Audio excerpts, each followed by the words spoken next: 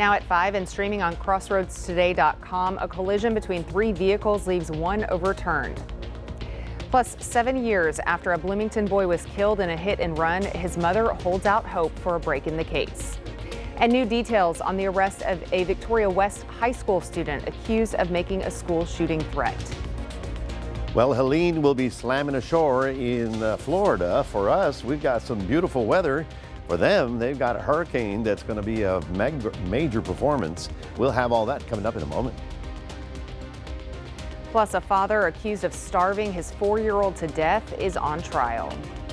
You're watching 25 News now at 5. Good afternoon and thanks for being with us. I'm Shawna Currie. Tomorrow marks 7 years since a young Bloomington boy was hit by a car and left for dead as he walked to school. Kevin Garza's mother is still hoping for a break in the case.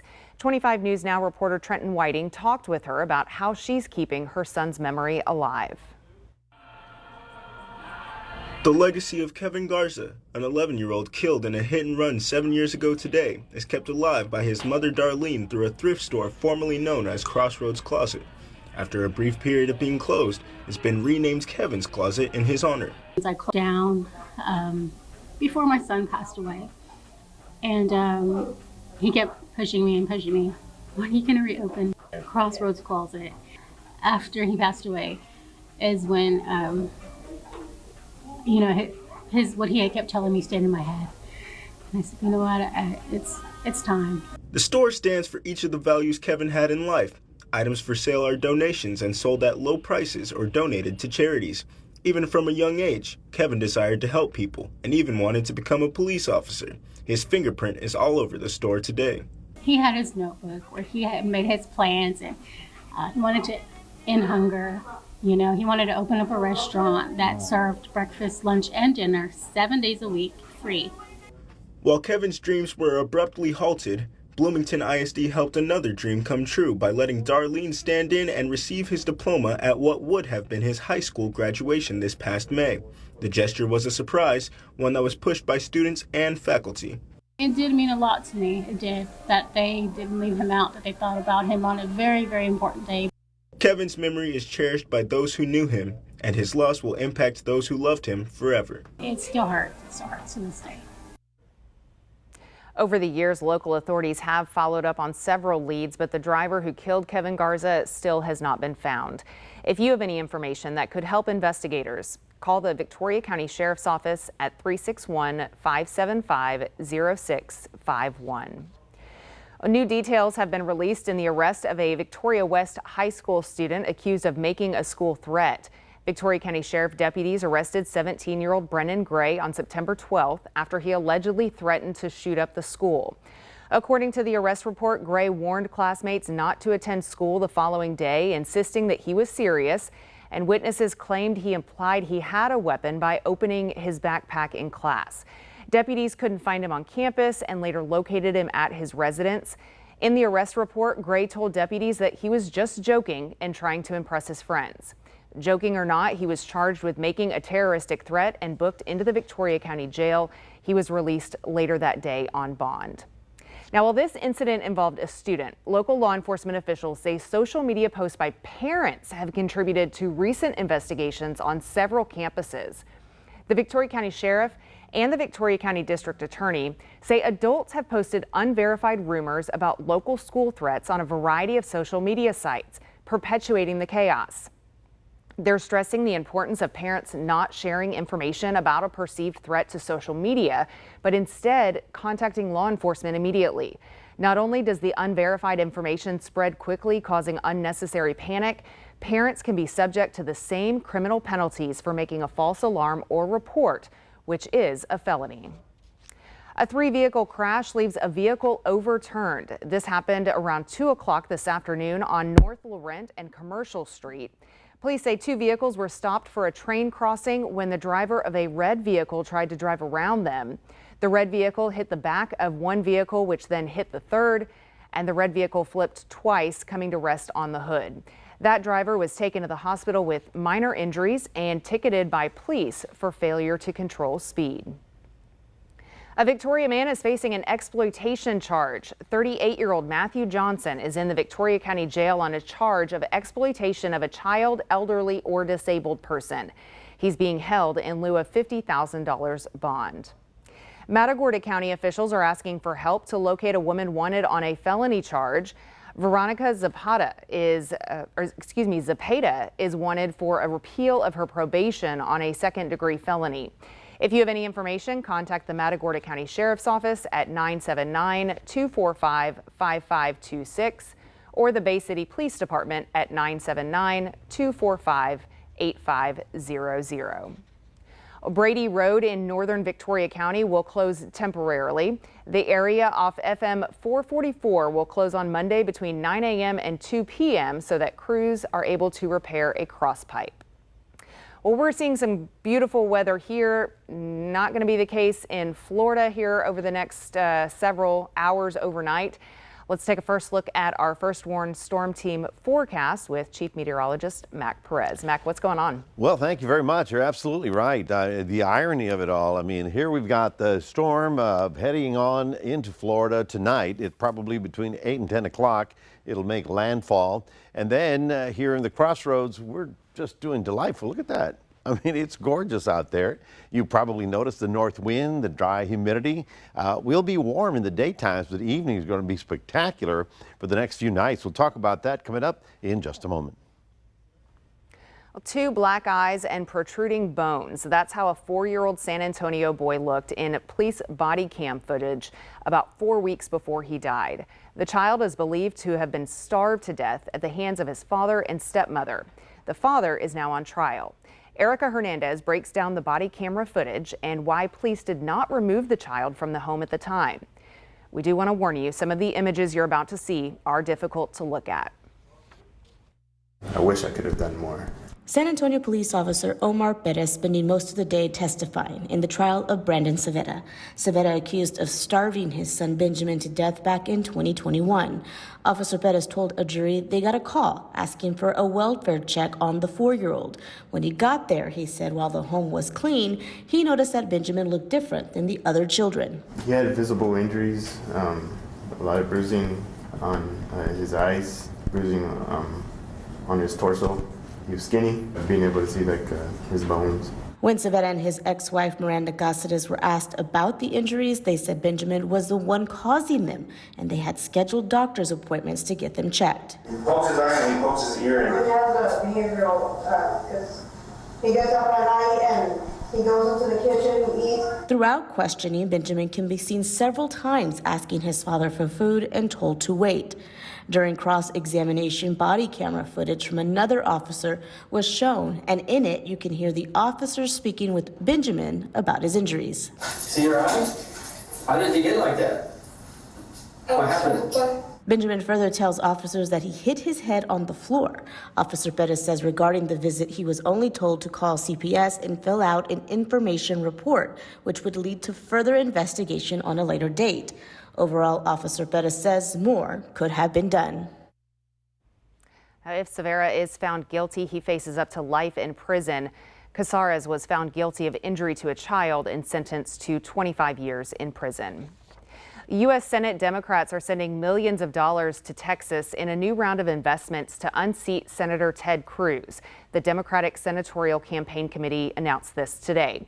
You can read this full Texas Tribune article by visiting our website, crossroadstoday.com. An empty field in Victoria will soon be filled with red, white, and blue, with each American flag honoring a military hero, past or present. In what has become tradition in the Crossroads, the Field of Honor flags will once again be waving, all to honor veterans past and present. Field of Honor event organizer Colonel Mike Petrosh says more than 2,000 rebar rods have been placed in the ground ready for the flag posting ceremony on Saturday morning. Petrosh says sponsoring a flag is a great way to show honor and respect to those who help keep our country free. It's not about saying, hey, look at us. It's about the fact that we are able to honor as many veterans and warriors as we can. The Field of Honor flag posting is this Saturday, the 29th, at the Field of Honor, which is located next to Parkway Church on John Stockbauer. The flag posting begins at 9 a.m. The Warriors Weekend Fishing Rodeo will take place October 12th, with the soldiers arriving the day before. If you're interested in sponsoring a flag, visit warriorsweekend.org. And here's today's viewer poll. Have you visited the Field of Honor? Yes, I have. I'm going on Saturday. No, I have not. We want to hear from you. Scan the QR code or come to crossroadstoday.com/vote to participate. And just over half of you say you have not visited the Field of Honor. So this will be your chance to get out there and check it out after those flags are posted on Saturday. But again, we still want to hear from you. We'll have the latest results on 25 News Now at 6. And remember to subscribe to our Crossroads Today YouTube channel. Hit the like button and click the notification bell to receive alerts when we upload new videos. Stay with us. Straight ahead on 25 News Now at 5. Hurricane Helene strengthens, threatening Florida with severe impacts tonight. Also ahead, a study finds Trump's anti-inflation strategy may worsen the economic crisis.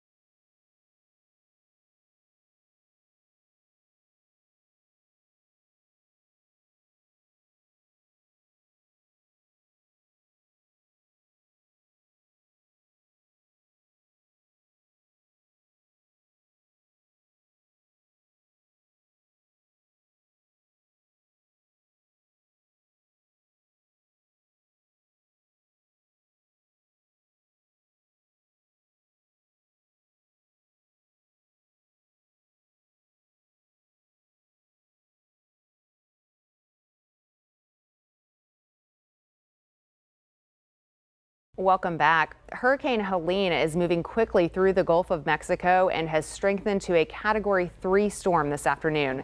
It's forecast to make landfall in Florida tonight, potentially bringing with it a catastrophic storm surge, damaging winds and flash floods. Here's ABC's Ike Igajawi with the latest from Tallahassee. Rain pouring down and waves crashing as Hurricane Helene approaches Florida's Gulf Coast. Millions of people are under mandatory evacuation orders in the Sunshine State, but the storm's impact is expected to stretch across several states. And so I need everybody to pay attention to their local officials.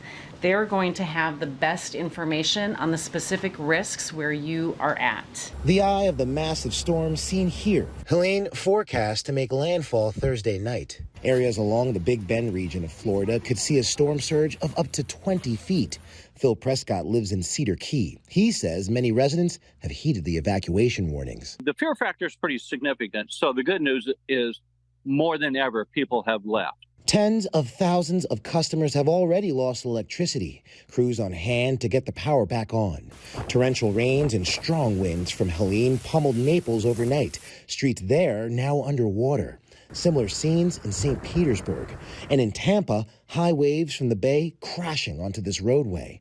The traffic cam shaking violently in the strong winds. The area could see a storm surge of up to 8 feet. We're just a few hours away from an expected landfall, not far from here in Tallahassee, and we're already seeing conditions worsen as the day goes on, getting bands of strong winds and heavy rain. Ike Ajachi, ABC News, Tallahassee. A new study suggests Donald Trump's plan to fight inflation could worsen it. Research from the Peterson Institute for International Economics shows that proposed tariffs, mass deportations, and interference with interest rates would increase inflation and reduce employment. By 2028, employment could drop by 2.7%, with consumer prices rising by 20%. The economic impact might last until 2040. The Trump campaign counters, claiming the plan will create millions of jobs and bring hundreds of billions of dollars back from China. More than 218 million adults aged 18 and over report drinking alcohol at some point in their lifetime. How our bodies process this substance depends on many factors, including age. Today's Health Minute lays out the 3 main reasons why and what older adults should keep in mind if they choose to drink. How much is too much? When it comes to health, any amount of alcohol has potential consequences, and as we age, the way it affects a person changes too. First of all, your muscle mass goes down as you get older, and as a result, you're not going to metabolize alcohol as quickly as you used to. Dr. Sanjay Gupta says the second reason alcohol affects older people differently is because liver function starts to decrease as the years pass. As a result, Gupta says alcohol will have a stronger impact on the body and the effects will hang around for a longer period of time. Finally, certain medicines that an older person may take can interact with the alcohol, and alcohol can increase the risk of falling too. 65% of fatal falls, especially in the elderly, are in some way associated with alcohol. So falls are a huge problem, especially in the elderly. Alcohol can exacerbate that, especially if you don't realize that it's affecting you more strongly than it used to. Gupta says non-alcoholic drinks are gaining in popularity and may allow people to enjoy a similar drinking experience. Important caveat, non-alcoholic can still mean small amounts of alcohol, up to 0.5%. So if you're trying to stay absolutely abstinent, you got to make sure to read those labels. For Health Minute, I'm Mandy Gaither. Well, here are some of the top headlines in the Victoria Advocate. New details emerge in a terroristic threat at a local school involving a 17-year-old student. Read about Family Fiesta Day at Victoria College. And the Lavaca Navidad River Authority continues to push for a reservoir project. You can read those stories and more at victoriaadvocate.com, or you can pick up a copy at a store near you. Well, good afternoon, everyone. You saw it. It was a gorgeous day. North winds, dry air, made it very comfortable. It's 90 degrees and we don't have a heat index right now. 90 was our high today. That's partly where we're supposed to be at this time of year. About 89 is the average high. But coming up, we'll be talking about dry weather here in the Crossroads, but hurricanes for Florida. We'll have all that coming up in a moment.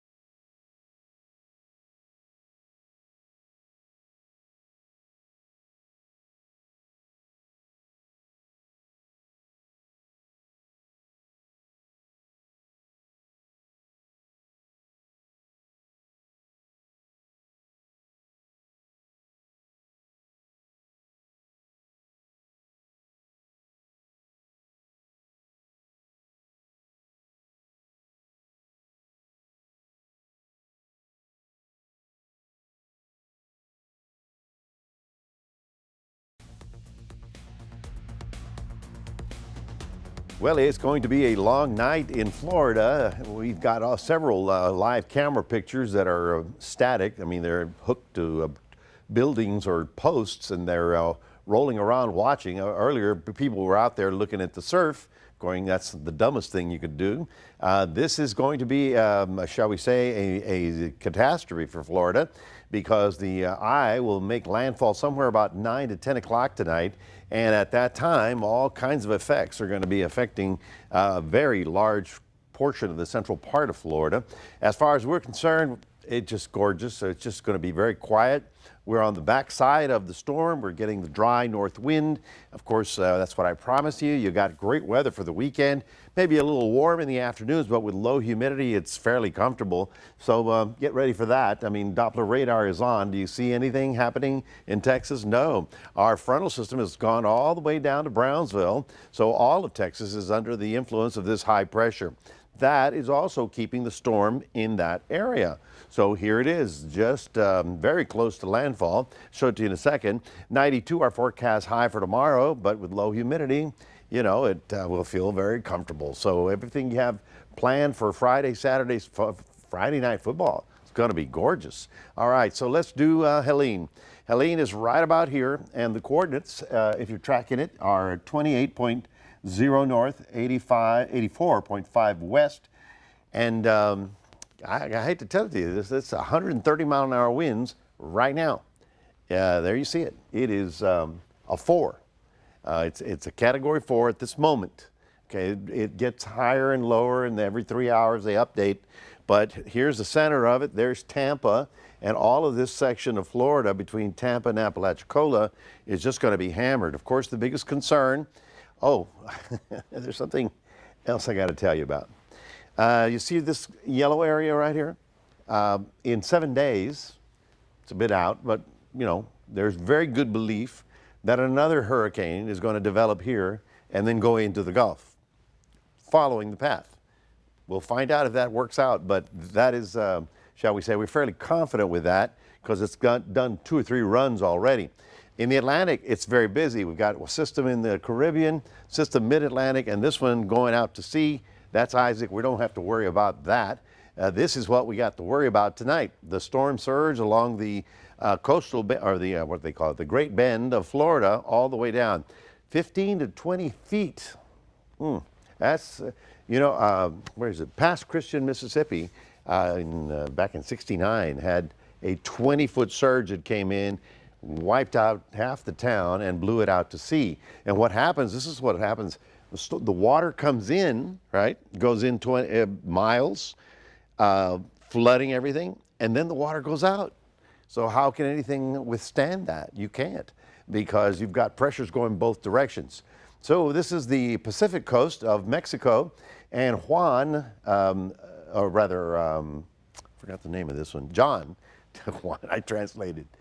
John is continuing to be a problem. It came up, went in, went out, coming back, and finally it looks like it's going to be going to the north. So your forecast is very simple and very nice. Look at that. North winds, 89, lots of sun, dry air, 93 in Cuero. The weekend looking spectacular with hardly a cloud in the sky all the way through the weekend. That's your 7-day forecast, reminding everybody we do have a QR code.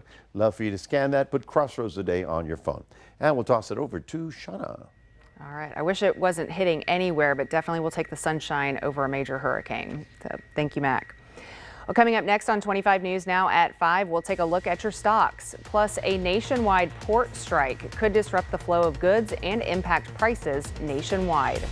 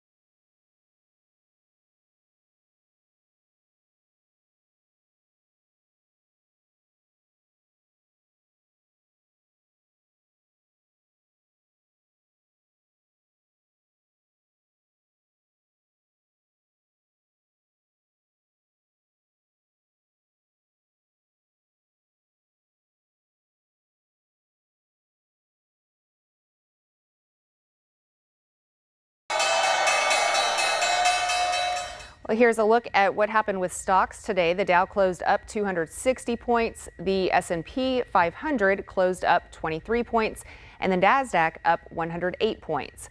Oil is down $2.28, closing at $67.43 per barrel. Tens of thousands of port workers from Maine to Texas are set to go on strike. If they walk off the job, the flow of a wide variety of goods could stop at almost all cargo ports on the East and Gulf coasts. That could possibly drive up prices again.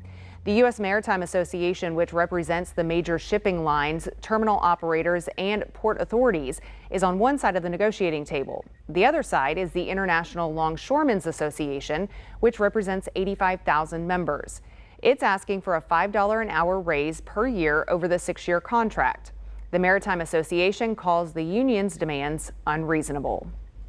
John Deere has recalled roughly 147,000 compact utility tractors because of a crash hazard.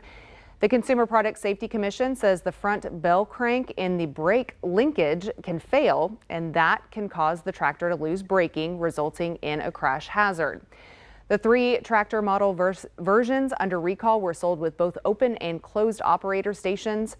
Consumers should immediately stop using the tractors and contact an authorized John Deere dealer to set up an appointment for a free repair.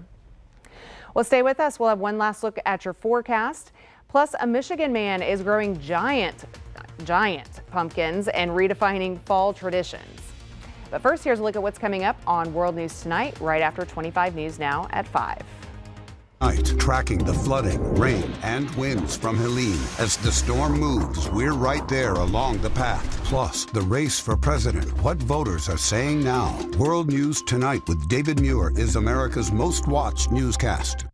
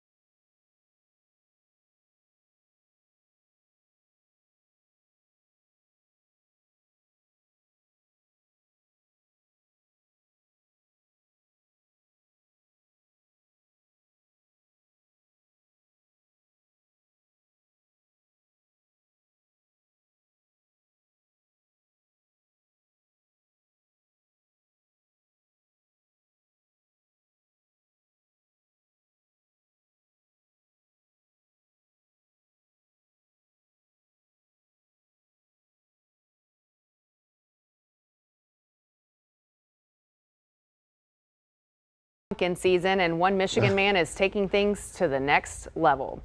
Dan Flesser, known as the Pumpkin Man, grows massive pumpkins in his front yard. Take a look at that. That's the moon. Yeah.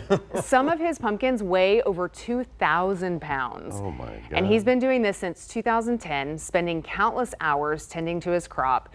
Flesser says it's a full-time commitment, often working late into the night to keep the pumpkins in top shape. But despite the hard work, he says it's addicting and he can't imagine doing anything else. Where's the Jolly Green Giant when you need him? I don't know. That's a lot of pumpkin pie, That pumpkin is. spice lattes. It looks like the moonrise outside. That's amazing. Yeah, so pretty neat to see. So I don't know how you harvest those though, as far as how do you keep the bugs away from it? Is the other one. That's it's amazing. True. That's true. So well, folks, we've got some gorgeous weather for the next few days. Absolutely delightful. In fact, the temperatures may get a little warm in the afternoon, but you won't feel it really because of the humidity being low. We got that north wind overnight, and it'll be a north wind probably all the way through the existence of the hurricane. So we're basically on the good side of the hurricane, if there is such a thing. On the bad side, Florida is going to get slammed tonight. Between 8 and 10 o'clock, the storm will roll ashore with 20-foot storm surge. This is kind of like Camille back in '69. And then even in Georgia, they're going to get torrential rains. And even as far north as Atlanta, they're likely to get 100-mile-an-hour winds. So it's going to be a rain event, it's going to be a wind event, it's going to be a surge event, and all of the East Coast is going to be under the gun for that storm because it's going to park itself over the Tennessee Valley and fall apart there. And what these people are doing here is not a good idea, right? That's like dumb, Yeah. okay? There's just no other word for it. Any moment, a rogue wave will come in and sweep them out any minute. All right, we'll be keeping an eye on it all night. So thanks for joining us. We'll see you back here at 6.